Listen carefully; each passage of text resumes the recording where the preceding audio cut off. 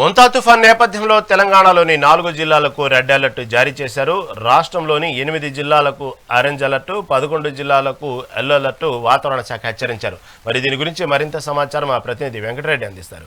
వెంకటరెడ్డి, చెప్పండి. ఏదైతే మోంతా తుఫాను ప్రస్తుతానికి ఆంధ్రప్రదేశ్కి ఎఫెక్ట్ అనుకున్నాం, తీరా చూస్తే ఇటు తెలంగాణ పక్కనే ఉన్నటువంటి 2 తెలుగు రాష్ట్రాలకు భారీగా దీనికి సంబంధించిన ఎఫెక్ట్ కనబడతా ఉంది. ఇప్పటికే అనేక జిల్లాలకు రెడ్ అలర్ట్ జారీ చేశారు. రాష్ట్రంలో 8 జిల్లాలకైతే ఆరెంజ్ అలర్ట్ కూడా జారీ చేశారు. 11 జిల్లాలకైతే ఎల్లో అలర్ట్ జారీ చేశారు. తాజా అప్డేట్ ఏంటి?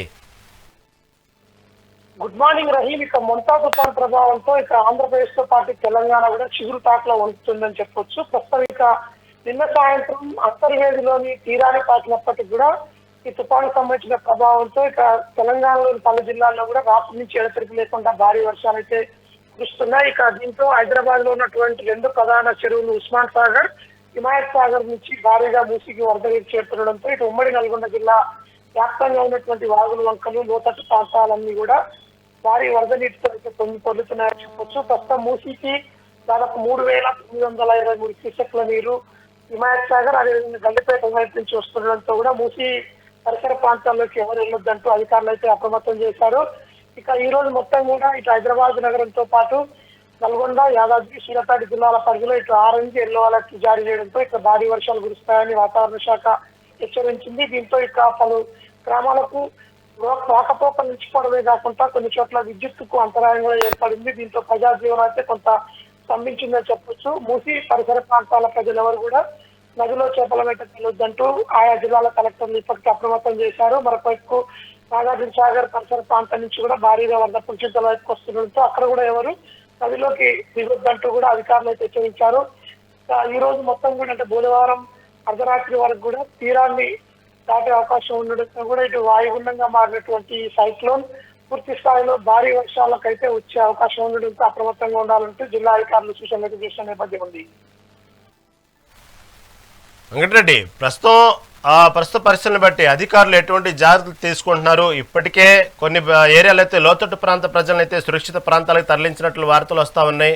ఇప్పటికే కొన్ని జిల్లాలకు సంబంధించి ఇప్పుడు ఏదైతే భద్రాద్రి, ములుగు, నాగర్ కర్నూలు జిల్లాలకైతే భారీ నుంచి అతి భారీ వర్షాలు కురిసే అవకాశం ఉందని తెలుపుతా ఉంది.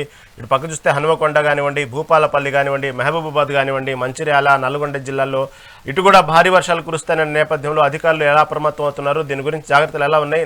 వాస్తవంగా అక్కడ అధికారులు ఎప్పటికప్పుడు పర్యవేక్షిస్తున్నారా? గ్రౌండ్ రిపోర్ట్ ఏముంది అక్కడ?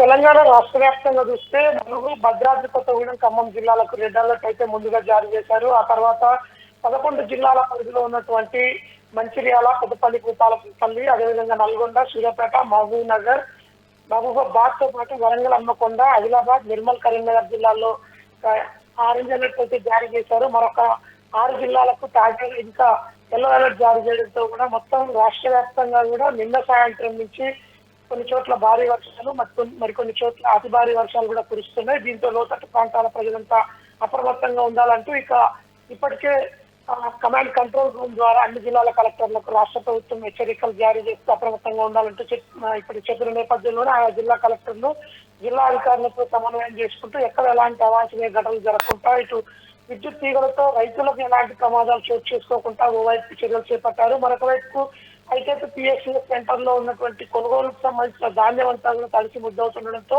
అక్కడ టార్పాలిన్ల ఏర్పాటును ప్రత్యేకంగా జిల్లా కలెక్టర్లు పర్యవేక్షిస్తున్నారు.